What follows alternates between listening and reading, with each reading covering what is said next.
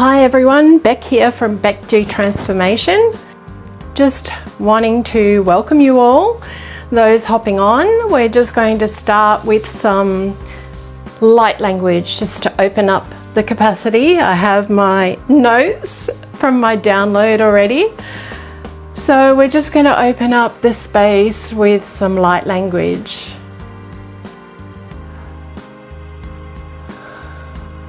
Kiro kashakayate. Arokoyama she kayate kayama yauhatea. Ero koshakaya kayate yawateoma. Yeromashe.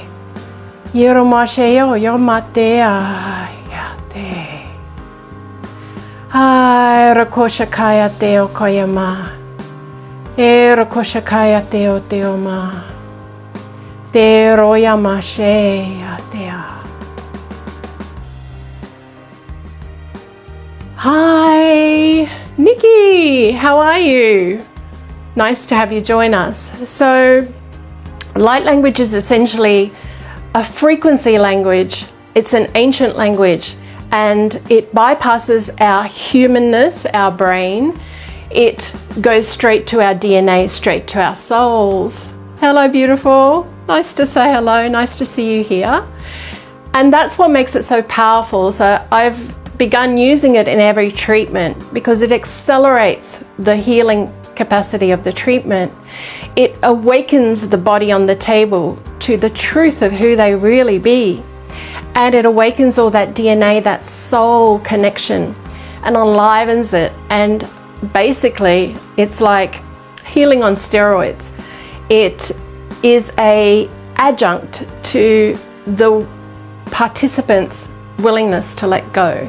It just bypasses the brain, which causes all the blocks in the first place, and it goes straight to the cellular level, to the DNA, and starts to shift.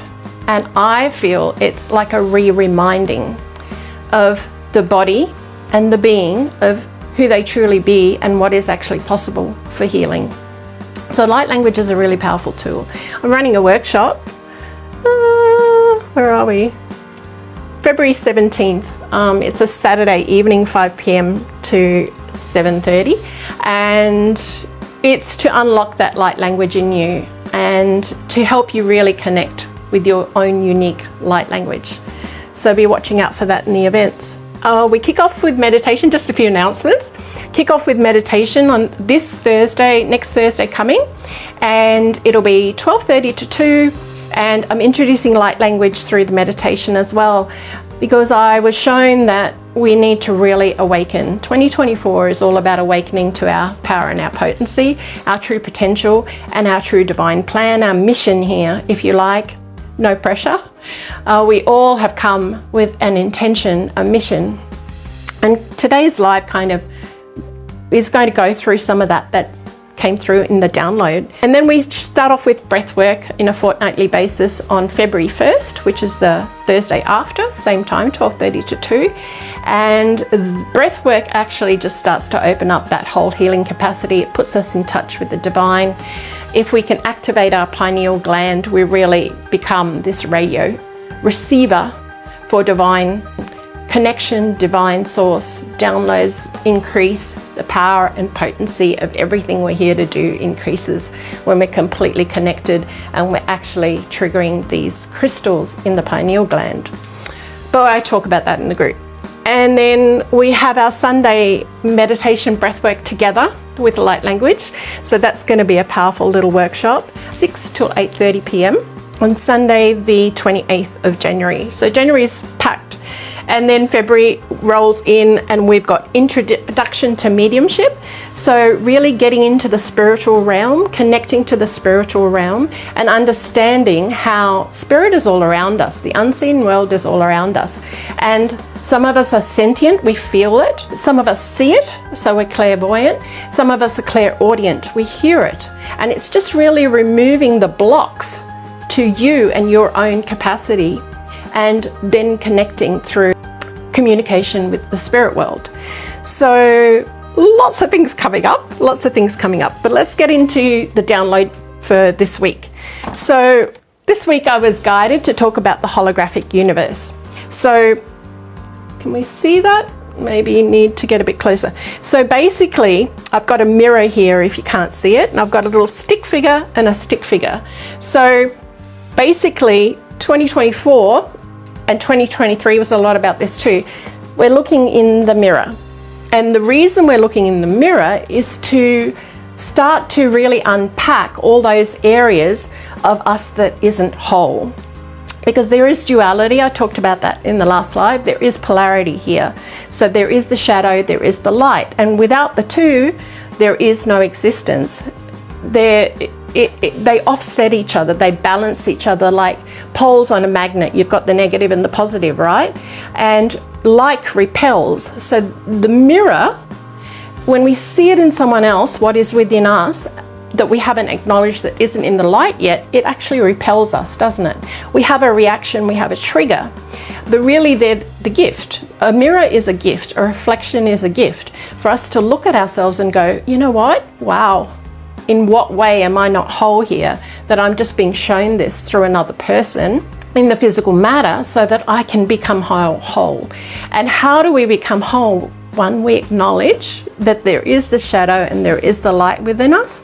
Two, we acknowledge that there are parts of us that are still sitting in trauma, that are hidden, that are suppressed, that are repressed, and that we can't actually access with the conscious mind. They live in the subconscious mind. So breathwork, meditation, access bars starts to access that subconscious mind. We go into that beautiful theta state of asleep but not asleep, dreamlike state, awake but not awake. And that's when we can really access the subconscious mind. And we can become aware and bring into our conscious mind the patterns and the programs, the old movies that are running in the background. And the way that this happens is the more we connect, the more we open that space of non-judgment of others, non-judgment of us, and we allow ourselves to truly see the polarity and the duality within us by looking at the world, right? So the world is going through a phase of bringing into the light what was in the darkness for so many years, the control, the overbearing way that the net has just been tightening and tightening and tightening over the decades in so many areas. And many of us were just getting on with our lives, not necessarily seeing it, aware of it, but not necessarily acknowledging it perhaps, because perhaps we weren't acknowledging that within us. So basically, the mirror effect that has been happening and that will continue through 2024 is a reflection and a projection process. So we're projecting onto others what we are repressing within ourselves, and they are reflecting to us what we are repressing and suppressing within ourselves, what we haven't brought into our conscious mind yet to be able to heal it, to be able to alchemize it. So alchemy is being able to actually feel it, acknowledge it. This has been my experience. So you might have a different experience. My experience is the more I come into bring my subconscious behaviors, even little body movements and things that I've been noticing about myself, it's like, where did that come from? Because that's been programmed in. Has it come through observation? Has it come through just being with people? I'm starting to look at absolutely everything. So the more I become aware of what's playing in the background, the more I become aware of the subconscious movements of my body, the thought patterns, the processes, the more I bring them into the light, out of the subconscious. I'm like digging for gold in the subconscious, bringing it into the light, into the conscious mind, without judgment of the person that I'm copying, or the feelings that were brought about by an external force that's helping me actually heal my soul, heal those aspects of my soul that aren't whole yet, if that makes sense. So that's been my process. So I wanted to go into, which I covered a little bit in the last couple of lives, was soul contracts and soul lessons. So we kind of have this soul family, this beautiful soul family that we have meetings with on the other side. There's lots of books written by this. I shared a few in the last live, Journey of the Souls, Many Lives, Many Masters. Talk about this aspect of passing over and then having a meeting, you know, doing a life review, looking at what we learned and what we didn't learn, what did we miss, and what's still to be learnt, what's still to be transcended, transmuted and alchemized. And then we have a meeting with this beautiful soul family and we say, well, I still need to learn this. And somebody who loves us very much stands up and says, well, I'll be that for you so that you can learn that lesson. So when we start to look at things in this broader perspective, this broader picture, we start to understand that actually everything that's happening, absolutely everything, the dark, the light, the yin, the yang, the black, the white, the good, the bad, whatever labels we want to put on it, it's all divinely orchestrated. We've asked for it. We've created it. We're consciously creating it or subconsciously creating it on some level or the other. And having said that, you know, all the beauty that we see, you know, all the kindness and the love and the generosity that we see, that's also in us. So we can, you know, we can have this balanced picture of us. It's not just all shadow. There are some beautiful aspects within us that we see reflected and aspected to us through the mirror effect of being here in community, in the world, in a society. So these soul contracts and these soul lessons are something we've actually chosen, that we have actually gathered together and asked souls, other souls, it doesn't matter sort of what body they've incarnated to, they have aligned with us and answered our request of, this is the lesson I need to learn. For me, for example, just a personal thing, so I needed to learn how to have boundaries. I didn't have any, I was a people pleaser. I just bent over backwards to the detriment of myself until enough beautiful souls that loved me enough just push those boundaries and push those boundaries and push those boundaries. And then one day my subconscious program of people pleasing came into the light. It came into my conscious mind. It's like, oh, look, I'm like this. I need love and validation, so I'm in the people-pleasing mode. I also feel I'm not worthy enough, so I'm in the people-pleasing mode. So all of these things, there were many more things that I got to sit in meditation with, that I got to have a look at, that became light. They came into the light. I became aware of them. The conscious mind then could do something about it. I could look at the patterns, I could look at the programs without any judgment. I went through a process, obviously, dropping the judgment of all these beautiful people, these beautiful souls that busted my boundaries so that I could look at it. So I could look at my own patterns and my own programs and go, you know what? Oh, I'm ready to let that go. And yes, I've fumbled, and yes, I've made mistakes when I've tried to set boundaries. You know, we learn. We're like toddlers, right? So a toddler takes a few steps, they might fall down, but what do? We encourage them to get back up, don't we? We encourage them to keep going, don't we? We don't say to them, oh, well, you'll never walk. But sometimes we say that to ourselves, don't we? I didn't get it right this time, so I'm just going to give up. I'm not going to try anymore. But really, it's in the trying, it's in the evolution, it's in the growth where the strength comes, where the character comes, where the alchemy comes, where the transcendence comes. It's in that process of actually going, it doesn't work for me anymore, and I'm the only one that can change it. I'm the only one that can change it. So that is empowering all on its own. If we can get to the strength of, I can change this, I've come to change this, we can actually sit in that power. We can just, you know, and it takes time. I had a conversation with a client what day is it? Just yesterday. And she said, oh, I can forgive, but I feel like, why should he get away with it? And my response was, we don't forgive for them.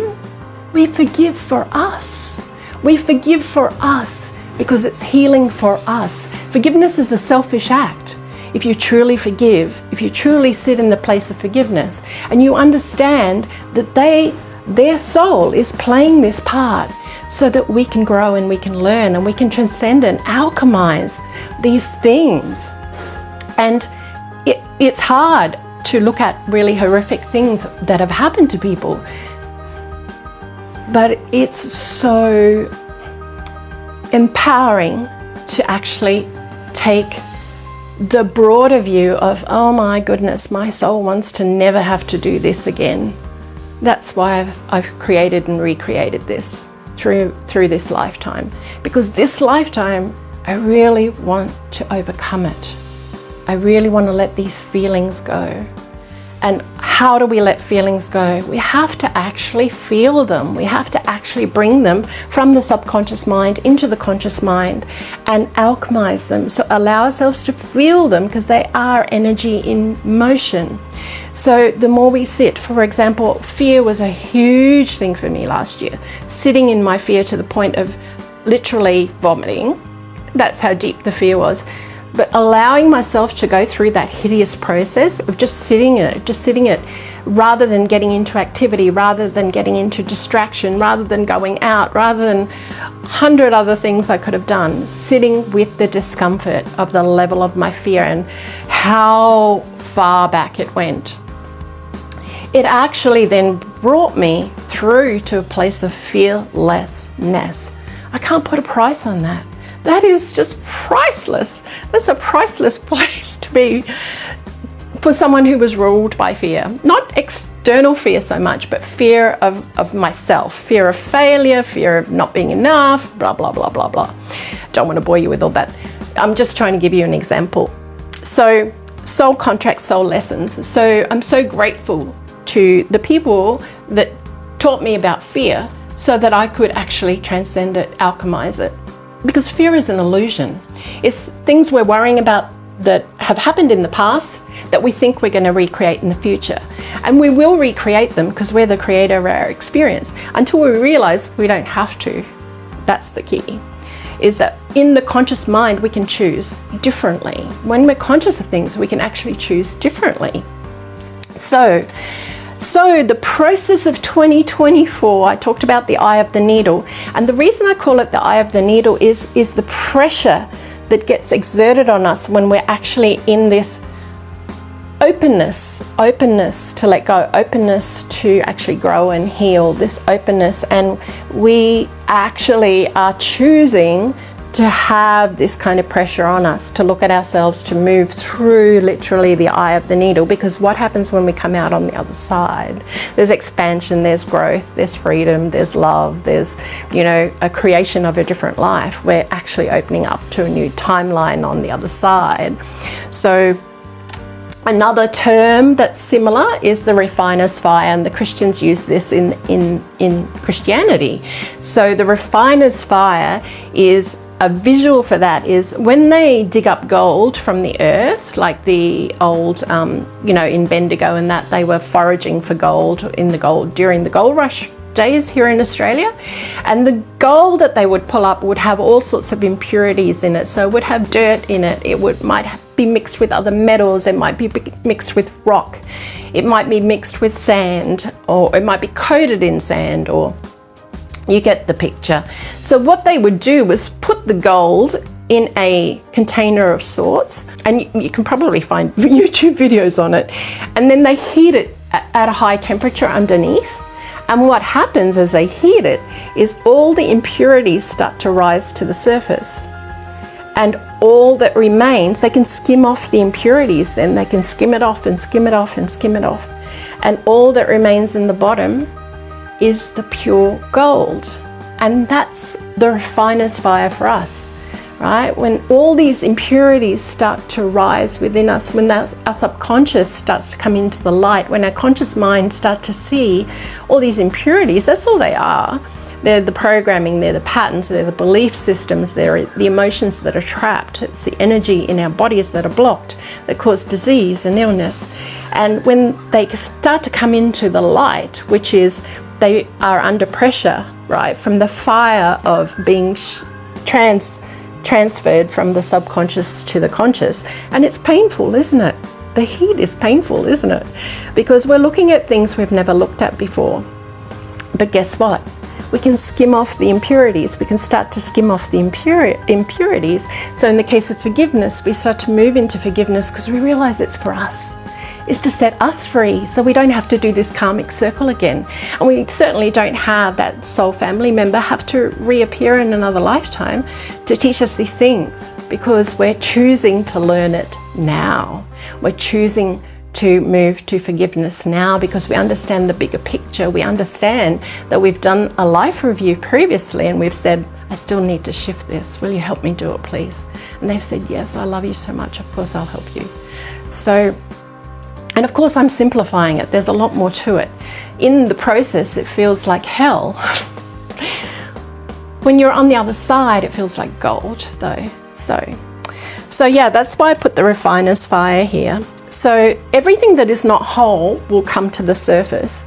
And 2024, I've been shown, certainly until February, March, this energy of a quickening of, it feels like in the energetic field, it just feels like a quickening. It's like, you know, there was a slow burn, like it took a while for the fire to actually heat up, and now we're in the thick of it. So now the gold is liquid and the impurities are going to come to the surface if they aren't already. You know, a lot of us are in this process already of these impurities coming to the surface.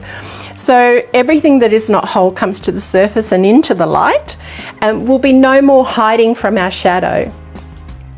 And the collective shadow. So the collective shadow is also a reflection, because there's going to be impurities within the collective that's going to come to the light. It's been happening, hasn't it? There's truths and light coming into the darkness that has been, into that control matrix. It's showing it for what it is. So that's basically it. And so just remember, I feel like now kind of having a presence of, remember that it's cyclical, right? So everything runs on cycles. So we've been through a fear process. We had to grieve for the loss of everything through that process. We also had to sit with us, didn't we? We had to sit with us. We were made to sit still. We were made to look at things that we perhaps were too busy previous to the fear process to look at. So fear is a very low vibration. It's only at 100 on the Hawkins scale of consciousness. And if you know anything about spiral dynamics, sometimes we have to circle back. Sometimes we have to circle back before we can ascend and transcend. So if another fear, a mass fear in the collective conscious comes, just remind yourself that you've been through it already. Remind yourself what it feels like, and remind yourself it's an illusion, that it's not real. It's something to trigger you back to a lower vibration, a lower frequency. And no judgment for yourself, for ourselves, for the world. If we go there again, no judgment. It means that we haven't cleared it yet. We haven't cleared it yet, so we've had to go back there in order to clear it, transcend it, and expand through it. Because that's what the scale of consciousness is. We start very contracted at the bottom, living in fear, guilt, shame, and apathy.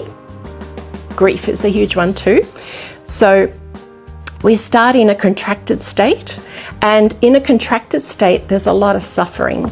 So you can see the red there, there's a lot of suffering in the contracted state. When we start to become more conscious and we start to move to a higher frequency and we start to take responsibility, we expand more, and life becomes what we call getting by. But really, the expanded state and the flow state is in these higher vibrations of courage, neutrality, so that no judgment piece, you know, looking at everything, seeing the gift in everything, and a willingness to be in that state of reflection, be in that state of understanding everything as a mirror, and accepting everything. Everything is on a divine purpose. Everything is here to grow our soul, and we've chosen it. So once we get to there, we're in the flow state. And of course, anything higher than that, being able to reason through things, being able to love, being able to feel your joy, express yourself authentically. Authenticity is the highest vibration. So we reach then that expanded state and the ultimate consciousness state, right? So that's where that's our roadmap. That's where we would like to go. That's what our soul would like for us. But there are these roadblocks in between. And there is the shadow that's coming up. And so I felt like today's download was to give you a different perspective, to give you a different approach maybe to some of the challenges you might be facing now, or the challenges that are yet to come for you. And to just remember you are part of a whole, you are part of a big dynamic puzzle. You are one piece that is very important, because without you, the puzzle can never be completed. So you are important, just as important as every other piece in this glorious puzzle we call life, this glorious puzzle we call Earth.